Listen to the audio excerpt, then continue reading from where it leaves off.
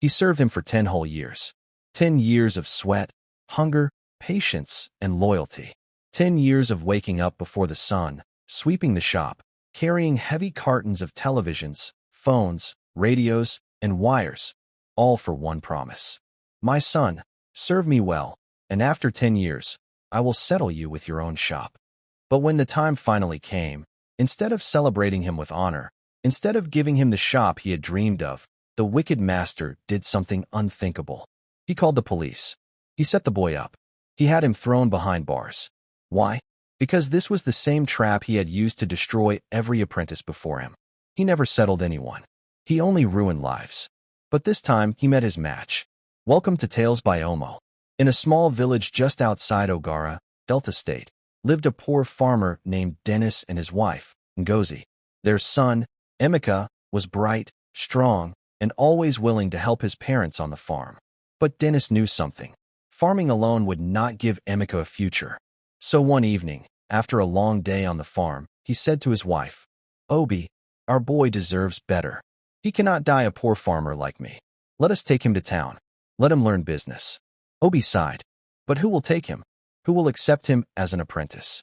That same week, a wealthy businessman from Ogara, Chief Chinedu, returned to the village for a funeral. Chief Chinedu was known as the biggest electronics dealer in Main Market, Ogara. He owned several large shops filled with televisions, radios, fans, and mobile phones.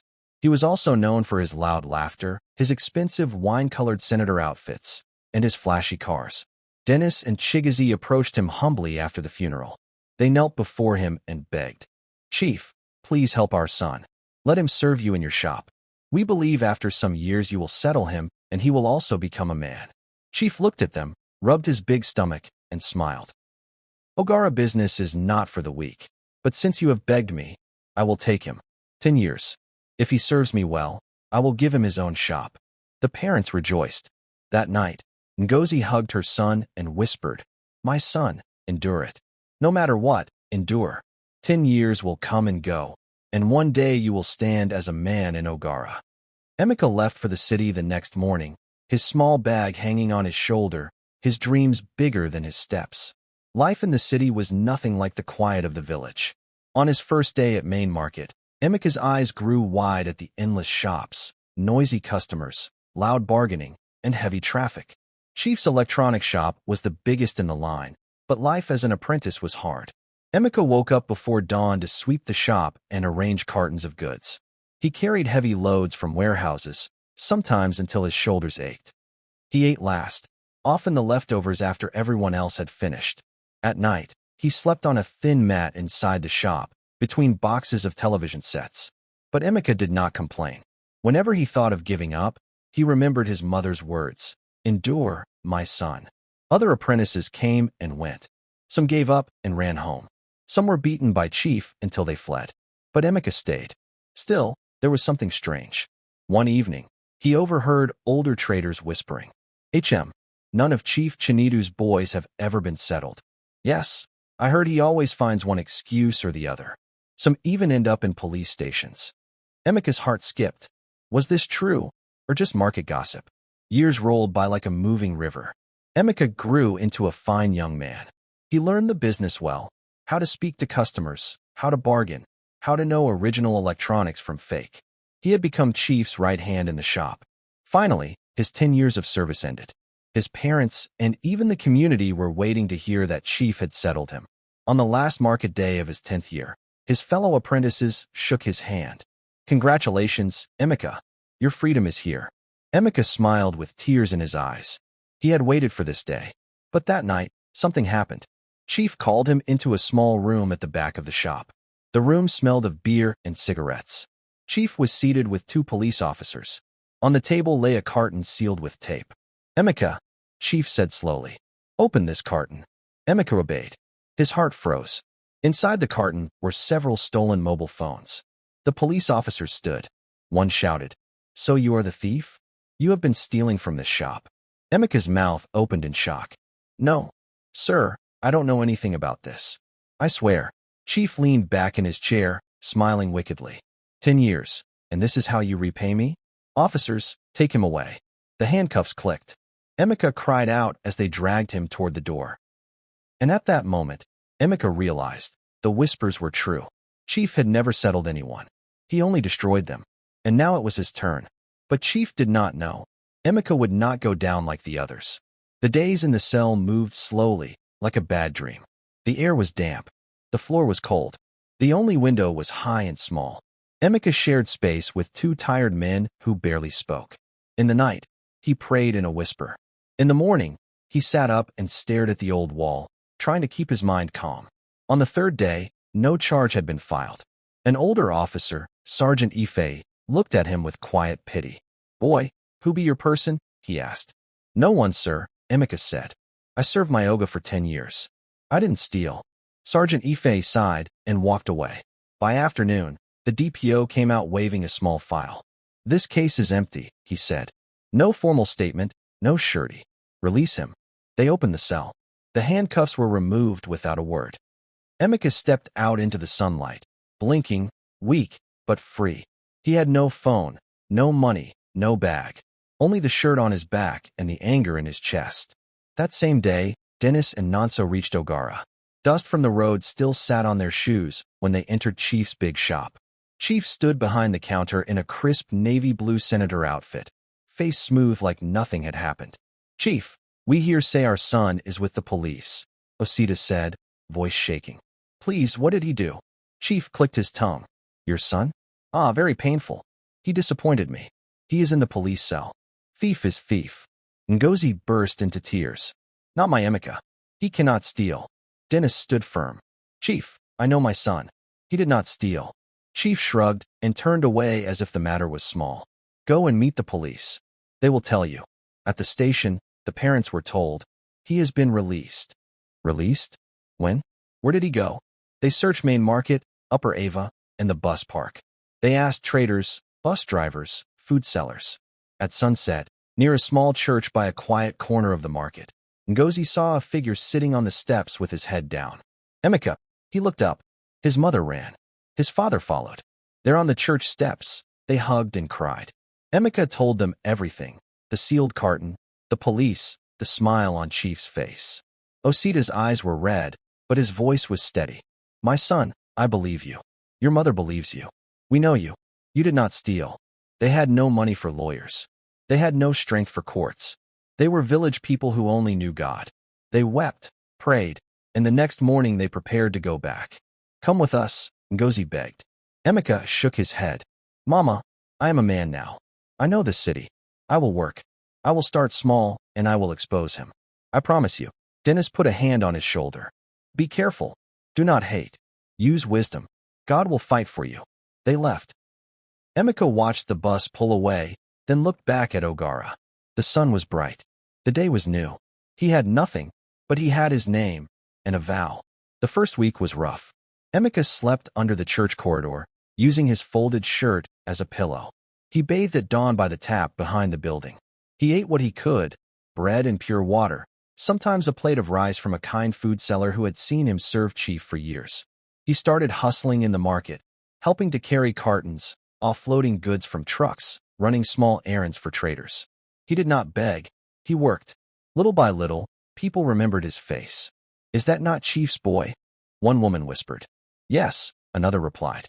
"But the boy is respectful. He never cheated me." One afternoon, a customer rushed past him, phone in hand, tears in her eyes. My bag is gone." She had dropped it in the rush. Emeka ran back the way she came, spotted a small black purse near a pillar, and returned it. The woman's hands shook. "God bless you.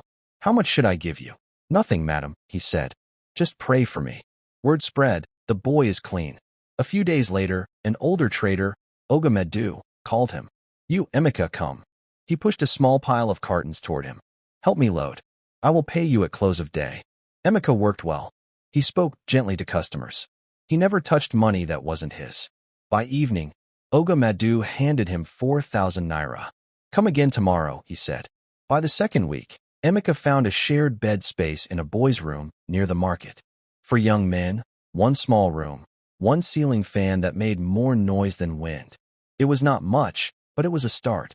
At night, he began to ask quiet questions. He visited the phone accessories line, the TV line, the batteries and bulbs line.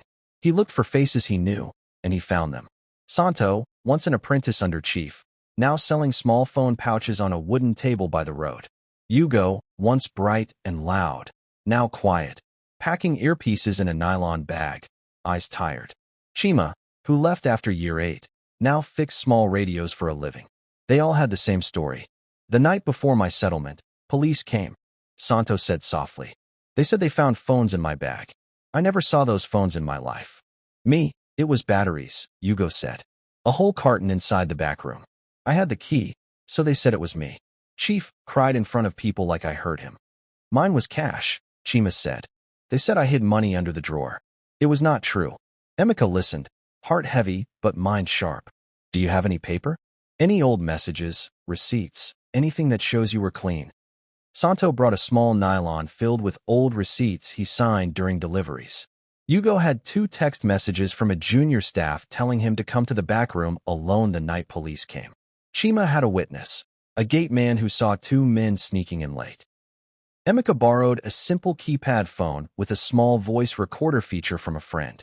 He started saving audio notes, dates, names, what each person said, where it happened. He wrote times on a small exercise book he bought for 200 naira. He didn't shout. He didn't fight. He just gathered truth. One Sunday evening after youth fellowship at the church, a young woman approached him. My name is Adora. My uncle is a lawyer. He helps people for free sometimes. If your case is true, he can advise you. Emeka nodded, grateful. It is true. Come tomorrow, she said. He has an office near Old Market Road. Emeka walked home in the night breeze. For the first time in weeks, he slept with a small smile. Barrister Ibo was a slim man with calm eyes and a kind smile. He listened as Emeka spoke. No interruptions, no rushing. When Emeka finished, the lawyer tapped his pen on a yellow notepad. 2 things, he said. 1, you must stay safe. 2, we need proof, real proof, not only stories. I have receipts and voice notes, Emeka said. I also have people. Good. We need 3 kinds of evidence, documents, witnesses, and a direct link showing Chief's method. If we can record a conversation where someone from his shop asks you to cooperate or keep quiet, that helps. If we can get Chief himself on record, even better. They planned slowly, no rush, no noise. That week, Emeka returned to the market early. He worked. He smiled. He looked normal, but eyes were watching him. The junior staff from Chief's shop, Pascal, caught his gaze once and looked away quickly. By afternoon, 2 rough boys stepped into Emeka's path behind the loading bay. You be Emeka? One asked. Yes. They didn't talk long. A short shove, a quiet threat. Stop asking questions if you like your bones. Then they left as if nothing happened. Emeka stood still, chest heaving, but he did not run. That evening, he met Barrister Ibo again. Good, the lawyer said. It means they are afraid. We keep going, but with wisdom. Adora handed Emeka a small button-size recorder. Clip it inside your shirt when you go near them, she said. It is simple, 1 press to start, 1 press to stop. The next day, Pascal found Emeka first. Why you day disturb the market? Pascal said, hands in pockets. Oga just asked me to warn you to stop talking to people. Emeka kept his face calm. I just want my name back. Pascal looked around, lowered his voice. Listen, if you sign 1 paper say you stole small and you beg, maybe Oga go forgive. He fit give you small money to go village. That is better for you. Emeka slowly pressed the recorder in his shirt. So Oga will give me money to go if I say I am a thief? I no say thief, Pascal replied, eyes darting. I say make peace. Peace means lie, Emeka said quietly. Why is he afraid? Pascal swallowed. No talk like that. He stepped back. Think about it. That night, Emeka played the recording for Barrister Ibo. It was not perfect, but it showed pressure to admit guilt in exchange for money. We're close, Ibo said. Now we try for Chief himself. How? Emeka asked. Chief believes he controls the market with fear, Ibo replied. Let him think you are ready to beg like the others. Ask for a meeting. Keep your voice low. He will talk. If he mentions the police or settlement or confession, we have him. The plan was risky, but Emeka had made a vow. The following morning, he walked into Chief's shop, head high, steps steady. Traders turned to look. Chief stood behind the counter in a deep wine senator, gold wristwatch catching the light for a second. Surprise flickered in his eyes, then he smiled. "Ah, my son," Chief said loudly so people could hear. "You are back. Are you ready to be a good boy now?" Emeka forced his face to soften. "Oga, can I talk to you at the back?" Chief looked pleased. "Follow me." They entered the small back room. Same brown chair, same old table, same stale smell. Chief shut the door and leaned back like a king. "Now talk," he said. Under his shirt, hidden near his chest, the small recorder glowed a tiny red light. Emeka took a breath. "Oga, I am ready to settle this." Chief's smile widened. "Good boy, you finally have sense." He reached for a drawer. Emeka's hand trembled, not with fear, but with purpose. With recording running, evidence growing, and witnesses waiting, he stared at the man who almost destroyed him. Chief did not know the trap he was walking into. The small recorder beneath Emeka's shirt picked up every sound. The creak of Chief's chair, the clink of his gold wristwatch on the table, and the heavy voice that had destroyed so many young men's futures. Chief leaned forward, lowering his voice. "You see, Emeka, I did not want to disgrace you. That's why I sent you to police, to warn you. If you had just begged, I would have released you faster. But you wanted to act like a saint. Now let us end it here." Emeka's heart thumped, but his face stayed calm. "How, sir?" Chief reached into the drawer and pulled out a brown envelope. The smell of fresh Naira notes filled the room. He tapped the envelope on the table. "Take this 50,000. Go back to your village. Tell your parents you misbehaved and I forgave you. If you agree, I will not tell anybody again that you are a thief." Emeka's eyes narrowed. "So, Oga, if I agree to your story, you will give me money to disappear?" Chief smiled, his teeth flashing. "That's how we keep peace. It's better than sitting in prison." The recorder beneath Emeka's shirt captured everything, every word, every intention, every threat. Pascal, the junior staff, glanced nervously through the partially opened door, then stepped back silently. Emeka took a deep breath and stood calmly. He didn't respond immediately, keeping his expression neutral, letting the tension build. Chief leaned back in his chair, smug and confident, unaware of the trap he was walking into. "Take it, my boy," Chief said, his voice smooth, practiced. "Accept the money and disappear. Keep your head low, and all this will be forgotten. Peace is better than confrontation." Emeka nodded slowly, not taking his eyes off him. He wanted to hear more. He wanted to gather every word. Chief continued, "I've handled boys like you before. You think you are different, but I know the game. Don't make it harder for yourself. Take the money, apologize, and the story ends here." Emeka's heart thumped, but his face remained calm. He lowered himself slightly, pretending to consider the offer, all the while the recorder captured the evidence. Chief's arrogance filled the room as he smiled. "Good. That's the way. Learn humility. Learn obedience. It's easier for everyone." Emeka took one last deep breath and said quietly, "Oga, I will think about it." He bowed slightly and walked out, hand resting lightly on the record. The hallway felt like freedom, the air sharp and clean. That night, in the lawyer's office, Emeka replayed the recording. Barrister Ebo's eyes widened as the words flowed from the speaker, clear, undeniable. "This is everything," Ebo said slowly. "Every threat, every attempt to bribe, every confession. This is your key." Emeka nodded. He had the proof. Now it was only a matter of timing. The following week, he returned to the market, working quietly as usual, moving boxes, helping traders, always keeping his eyes and ears open. Pascal noticed him immediately and gave a subtle warning with a glance. 2 days later, a few rough boys tried to intimidate Emeka behind the loading bay, shoving him slightly, muttering threats about bones and silence, then disappearing as quickly as they came. Emeka remained calm, recording everything, taking notes in his small exercise book. He worked with patience, endurance, and strategy, slowly connecting all the pieces. Then, the day of the market union meeting arrived. Traders gathered in small groups, whispers filling the air like a storm about to break. For years, Chief Chinedu had ruled through fear and manipulation, but now the mood in the market had shifted. Emeka, along with Barrister Ebo and 3 former apprentices, Santo, Hugo, and Chima, walked confidently toward the union hall. Traders stepped aside, murmuring as they recognized the boy who had once been framed.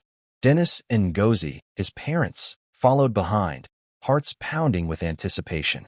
Inside the hall, every shop owner, elder, and apprentice was present. The chairman, Elder Anamdi, called the meeting to order. "We have allegations against Chief Chinedu," he announced. The room was filled with murmurs and shifting eyes. Chief entered grandly, wearing a white senator outfit with golden embroidery, his pot belly and confident smile demanding attention. He laughed loudly as if nothing could touch him. Barrister Ebo and Emeka took their seats at the front, silent and composed. The chairman continued, "We will hear all evidence. Chief Chinedu, you may respond." Chief waved a hand theatrically, smiling. "Chairman, these are lies. I have built this market, fed apprentices, and mentored boys. These stories are from ungrateful children." Barrister Ebo pressed a button, and the first recording played. Chief's recording played. Chief's voice rang clearly, the bribe, the threats, every word captured perfectly. The room fell silent. Traders gasped and shifted in their seats. Chief's confident smile began to falter as the recording played on. Then, Pascal's voice from another recording played, confirming the pressure to lie and take money. Traders whispered, heads shaking. Next, Santo, Hugo, and Chima gave their statements, telling how Chief had framed them with stolen goods, false accusations, and manipulations. The evidence was undeniable, corroborated by receipts, text messages, voice notes, and witness testimony. Chief tried to laugh, to interrupt, but every word was contradicted by the recordings. The market shook with murmurs, shouts, and disbelief. Traders pointed fingers, demanding justice. The chairman slammed the gavel. "Enough. Chief Chinedu, you are hereby suspended pending full investigation. No transactions under your name will be allowed until this is resolved." Chief's face turned red with anger and disbelief. Security escorted him out of the hall while traders whispered among themselves about the power of truth and courage. Emeka felt a sense of calm triumph. Years of endurance, patience, and integrity had brought him to this moment. Santo, Hugo, and Chima stood beside him, faces filled with relief and vindication. Dennis and Ngozi hugged Emeka tightly, tears of joy streaming down their faces. "My son, God has protected you," Ngozi whispered. Emeka smiled, holding his parents close. "It was not me alone, Mama. It was God. He has vindicated the truth." The market continued buzzing with whispers of what had happened. Chief Chinedu's arrogance had been exposed, and the apprentices he tried to destroy were now witnesses to his defeat. Justice had begun to take root. Weeks later, Chief Chinedu was formally found guilty by the market tribunal of fraudulent practices, false accusations, and abuse of apprentices. His licenses were revoked, his assets seized, and reparations prepared for all victims. Emeka's shop, supplied with the inventory Chief had hoarded, was officially handed over to him. He named it Emeka Electricals, Honesty Lives Here. Customers and traders welcomed him, respecting his fairness, diligence, and integrity. Apprentices came to work under him, knowing he valued honesty and patience. Emeka made a vow to himself and to the market: every boy who served faithfully would be settled properly. Dennis and Ngozi visited, their hearts swelling with pride. "You are proof, my son, that integrity wins," Dennis said. Emeka smiled softly, "Papa, Mama, this is God's doing. Truth has its way." As evening fell over Ogara Market, Emeka looked at the lights of his new shop and breathed deeply. Justice had been served. Truth had spoken. And every apprentice who had suffered under Chief Chinedu's cruelty was now restored. Emeka's story became a lesson for all, that no matter how powerful wickedness appears, it cannot last. Endurance, patience, integrity, and faith will always prevail. Emeka stood in his new shop, the sunlight catching the polished surfaces of the televisions and radios he had carefully arranged. Customers came in, greeted him warmly, and shook his hand. Friends from the market stopped by to congratulate him. Every smile, every nod, every handshake reminded him that endurance and integrity always have their reward. Dennis and Ngozi, his parents, visited frequently, their eyes glistening with tears of joy instead of sorrow. "Papa, Mama," Emeka said softly one afternoon, "God has done it. Chief thought he buried me, but God planted me. Dennis's voice trembled with pride. My son, you are proof that truth always wins. Ngozi hugged him tightly. We are proud of you, Emeka. You have restored honor to your name and to everyone who served faithfully before you. The apprentices who had once been cheated and humiliated by Chief Chinedu were now working under Emeka, some as traders, some in repair services, all recognized and respected in the market. Santo opened a phone shop with capital provided from the restitution. Hugo set up a small electronics stall. Chima opened a repair center for radios and small devices. Each of them had been given back what they had lost, and now they worked with dignity and hope. Chief Chinedu, once feared and arrogant, sat in the cell he had used as a weapon. The same damp smell, the same hard floor surrounded him, but now he was the one counting hours, powerless, humiliated, and stripped of influence. The market had changed. Traders now spoke of justice, integrity, and courage. The lesson was clear: no matter how strong wickedness seems, it cannot last. Truth always finds its voice, and those who endure with faith are eventually vindicated. Emeka never forgot the years of suffering, the injustice, or the whispers of doubt. Instead, he built his life and business on honesty, patience, and respect. He trained apprentices to serve faithfully, always remembering the vow he had made to himself, that every boy who served with loyalty would be recognized and properly settled. The story of Emeka and Chief Chinedu spread across Ogara and beyond. Parents told their children, apprentices spoke to each other, and traders watched the events as a reminder that truth and integrity have power. No one could silence the voice of justice when it is combined with patience and courage. Moral of the story: this story teaches us that wickedness may thrive for a time, but it can never last forever. Lies may appear strong, but truth will always find its voice. No matter how long injustice reigns, it will eventually be exposed. Standing with integrity, even in pain or when falsely accused, ensures that your light cannot be hidden. What was meant for evil can become the path for justice and restoration. Lesson: stand for truth. Endure trials with faith. In the end, righteousness always wins, and evil always meets its judgment. Emeka's triumph serves as proof that patience, diligence, and faith are stronger than deceit, fear, or cruelty. The apprentices who were once destroyed were restored, and the market learned that injustice, no matter how clever, will never triumph over truth. And so, the wicked master who thought he could ruin lives forever was finally disgraced. The young man he mocked became a testimony to the entire market. Friends, remember this: no matter how strong wickedness looks, it always has an end. But truth, no matter how silent, will always speak. This has been another powerful story from Tales by Omoh. If you were touched, inspired, or blessed by this story, do not keep it to yourself. Like this video, share it with someone, and subscribe to the channel so you never miss more stories like this. Turn on the notification bell because our next story may be the one that changes your life. Until next time, stay strong, stay true, and remember, God's justice never sleeps.